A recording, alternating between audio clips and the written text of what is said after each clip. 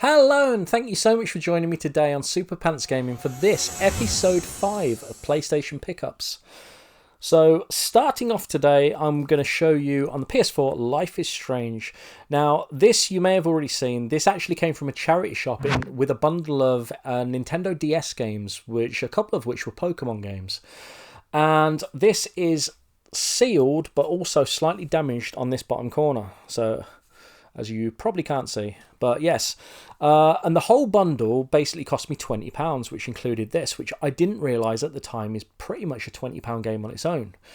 So at some point this will be getting opened. I'll probably give it a case swap because I think it's probably going to need it because of this corner. And hopefully I'll be playing through this next year in a PlayStation challenge thing that I'm going to be starting, which you will find out about soon. So yes, Life is Strange on the PS4.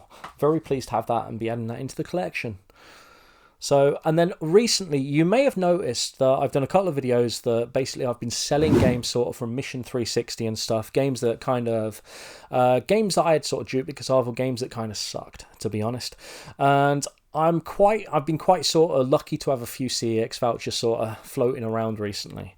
And in my local CEX, there were a couple of games that I kind of fancied. And one was Demon Souls on the PlayStation 3, which is a game that sadly I still don't have in my collection. And the other one that I tossed up between, and the one that I sort of favoured over it, was Kenna, Bridge of Spirits on the PlayStation 4. And as you can see, that was £18. And I know this is on PlayStation Plus and all that sort of stuff, but I don't always have PlayStation Plus. And it's really nice, to be honest, just to sort of have this in the collection. It's a game that I've always sort of looked at sort of since it came out, maybe I'm going to say 3 years ago roughly. And yeah, it's just one that I never got around to picking up. I played about an hour of it a couple of nights ago, and yeah, really enjoyed it. Yeah, awesome sort of action adventure game where you've got these little creatures called rots that are really cute. So yeah, cuter than me anyway, so you know they must be cute. I didn't say that. But anyway, back to reality. Yes, so really pleased to be having that in the collection. Yeah, and hopefully I'll enjoy the rest of it because, yeah, there you go.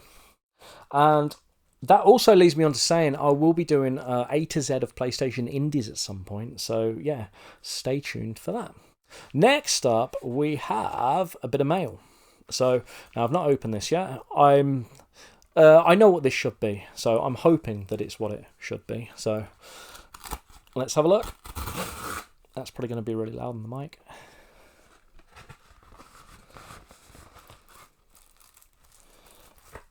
Yeah, it is what it should be. That's good. Awesome. We have Sonic Frontiers. Now, a little bit of a sort of story with this. This was £15 from the game collection, which is a place that I get a lot of my PS4 games from, to be honest. They quite often have sales on and sort of do some pretty good deals and stuff. And I had this on the Switch until like last week, and I gave it a go, and to be totally honest, it runs like a bag of sort of rusty pants on the Switch. I don't know. I don't know whether it's just the Switch it runs badly on or whether it runs badly on everything, but I traded it in CX. I'll put the thing up there so you can see for £16 and then rebought it on the PS4 for £15 because I should absolutely love this game because I like how it almost plays on the Switch, but what the problem with it is there's a lot of popping. You're sort of running along, and a lot of sort of the ramps and the rails and stuff that you're sort of trying to move along are sort of popping in sort of just before you get into them, and it kind of makes it a chore to play. And I'm thinking that may just be due to the sort of technical sort of limitations of the Switch, and I'm hoping it's better on the PS4. If not, this will probably go the same way as the Switch one, but I'm really hoping that this is a decent experience because this is a game that I've got on a little short list of games that I'm hoping to platinum in the new year. So there we go. Sonic Frontiers on the PS4. Now, going back a couple of decades, I've got a couple of games that I picked up in a charity shop, and this was also in a little video recently. So I'm just going to fly through these. If you want to know more about these games, obviously check out the video. I'll put the links down below. The first one's Air Combat, and these were both £1 basically, and that's a PlayStation 1 game. And unfortunately, looking up there, so that's where the PS1 stuff is.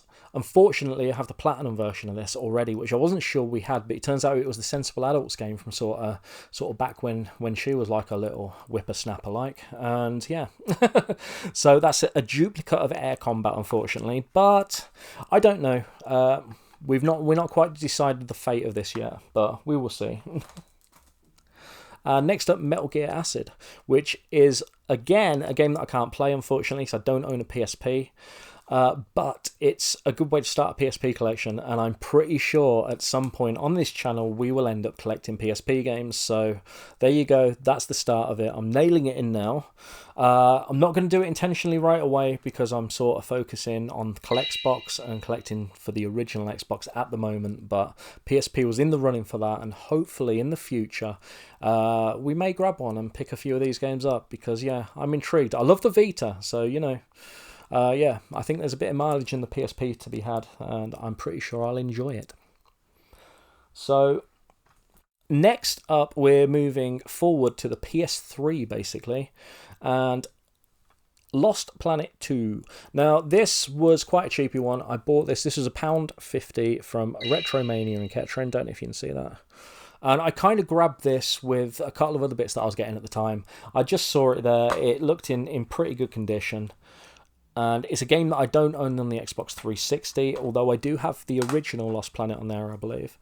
It didn't quite make the cut for Mission 360, but I traded a couple of games in, and I had a couple of quid left over, basically, and I was like, yeah, Lost Planet 2, I'll give it a go and see how it is. So hopefully I enjoy it. And then one of the games that I was really chuffed to get, now, Yakuza 3 on the PS3. Now, I had Yakuza 1 and 2 on the PlayStation 2, and I thought they were alright, but I must confess, I don't have them anymore. They didn't survive the cull when I called a lot of games off sort of back in 2018-19. And they were a couple of the games that went. And I've never played 3 and 4, so I was thinking to myself, it'd be really nice to basically get the Yakuza games on the PS3. So that's Yakuza 3. Don't know if you can see that. That was $6.99, and it's complete in nice condition. And something I didn't realise until having a look in this is it's got a soundtrack. And yeah, when I see soundtracks, it's going to sound really stupid. I'm a sucker for stuff like that. I absolutely love soundtracks to games.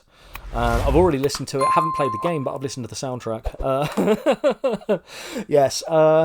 Yeah, so mad pleased to get that. So without too many spoilers, I'm pretty sure at some point I'll be picking up Yakuza 4. And then, yeah, I'll have all the Yakuza games on the PS3, which will be a really cool thing. So yes, Yakuza 3, $6.99 from the game collection, from Retromania in Kettering. Yeah, so mad pleased to get that. And then finally on the PlayStation 3, this is a game that I became aware of sort of late in my sort of my Mission 360 video sort of thing. I saw a video, someone put, I can't remember who it was, and I'm terribly sorry for that, I must say that. But someone put a video up and basically sort of said this game's really good. And I was like, I looked at it and it's not quite what I thought it was going to be. Originally, I thought this was like a Connect or Move only game sort of thing. And it turns out it's kind of a bit like sort of Fantavision mixed with Tempest sort of thing. It's like an on-rail shooter, more or less. And yeah, I looked at it and I was like, wow, that actually looks pretty decent. But I didn't want to add it to the end of Mission 360 because it would have elongated the length of Mission 360 sort of thing. I didn't want to do that. So I sort of said to myself at the time, I'm gonna wait for a nice copy of this on PlayStation 3 and grab it when I see it. And it just so happened I was in CEX a couple of weeks back and saw this copy, and yeah, this copy is like close to immaculate. It's in really, really good condition. So I was like, well, that's the copy that I've been waiting to find. So yeah, so grab that, Child of Eden on the PS3. And I've played a bit of it, and to be totally honest, it's harder than I was expecting it to be. Yeah, it's actually quite tough. My Sensible Adult found it quite tough as well, didn't you? So yeah. Yeah, but it was, and we really quite enjoyed it. So that will be getting revisited. That will be getting revisited in the future, and I very much think this is sort of a kind of get good type game, if you know what I mean. So yeah, and yeah, Child of Eden. So if that was you that shouted it out on your channel, please let me know. So I would have loved to have said, you know, it was XYZ person, you know. But yeah, thank you very much, because this is actually a really enjoyable game. So yeah, and there we go. So that concludes episode 5 of PlayStation Pickups. So as always, guys, please like and sub and all that sort of stuff. Really helps me out. Remember that you are awesome. I've been Soup, and I'll see you in the next one. Goodbye.